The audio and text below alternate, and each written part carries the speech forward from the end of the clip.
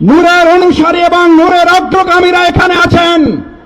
আজ নূরকে আক্রান্ত করে যদি তারা পার পেয়ে যায়, শফিকুল ইসলাম মাসুদ সহ আজকের এখানে সংহতির নেতৃবৃন্দ মাথায় জেনে রাখে আপনাদেরকে রক্তাক্ত হওয়ার জন্য প্রস্তুতি নিতে হবে।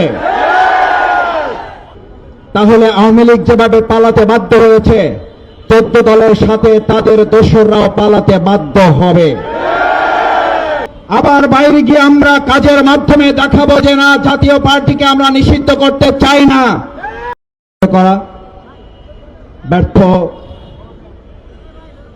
আজকে যে উপদেষ্টা দায়িত্বে আছেন, আইন শৃঙ্খলার জন্য যিনি নিয়োজিত আছেন, তার পদত্যাগের দাবিতে এই সংহতি সমাবেশের সম্মানিত উপস্থিত জাতীয় নেতৃবৃন্দ, আমার সামনে উপস্থিত সম্মানিত ভাই এবং বন্ধুগণ, সাংবাদিক বৃন্দ, আমি আপনাদের সামনে সংক্ষেপে দুটো কথা বলে আমার বক্তব্যটা ইতি টানতে চাই। আমাদের পক্ষ থেকে মূলত কেন্দ্রীয় নির্বাহী পরিষদের অন্যতম সদস্য, বাংলাদেশ জামায়াত ইসলামীর সংগ্রামী কেন্দ্রীয় সহকারী সেক্রেটারি জেনারেল, বাংলাদেশ ইসলামী ছাত্র শিবিরের সাবেক কেন্দ্রীয় সভাপতি জননেতা জনাব অ্যাডভোকেট এহসানুল মাহবুব জোবায়ের কথা বলবেন। আমি শুধু আজ এখানে যারা উপস্থিত হয়েছেন, আমি সংহতি সমাবেশের এই প্রোগ্রামে প্রথমে বলতে চাই, এই স্টেজ যদি আজকে মনের এবং মুখের কথায় প্রকৃত ঐক্য এবং সংহতি আমরা জানাতে পারি, তাহলে আওয়ামী লীগ যেভাবে পালাতে বাধ্য হয়েছে, 14 দলের সাথে তাদের দোসররাও পালাতে বাধ্য হবে। কিন্তু আমি অবশ্যই এটা মনে করতে চাই, আজকের এখানে মুখের কথার সাথে আমাদের বুকের কথারও মিল থাকতে হবে। আমরা এখানে একটা কথা বলে যাব, আবার বাইরে গিয়ে আমরা কাজের মাধ্যমে দেখাবো যে না, জাতীয় পার্টিকে আমরা নিষিদ্ধ করতে চাই না।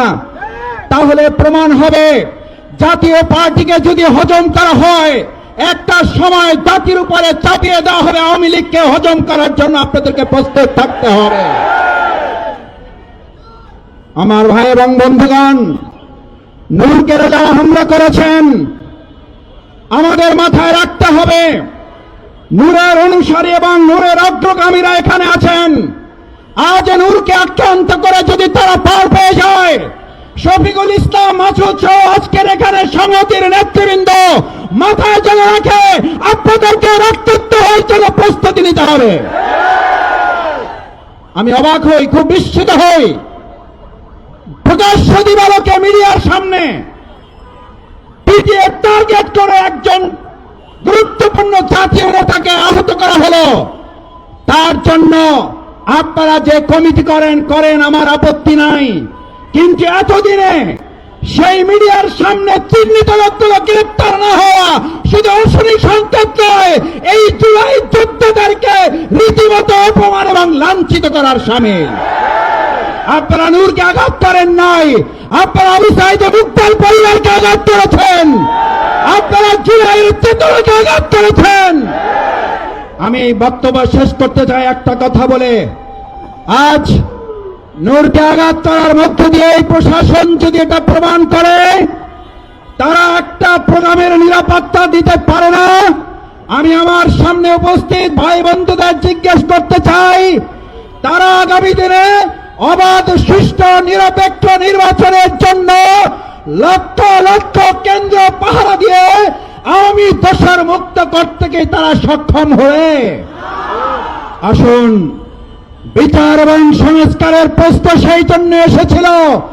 আজ এখানে বক্তব্য দেওয়ার কথা ছিল শেখ হাসিনার বিচারের দাবিতে, অথচ আজ আমাদের কথা বলতে হচ্ছে নূরের পারে হামলাকারীদের বিচারের কথা বলতে।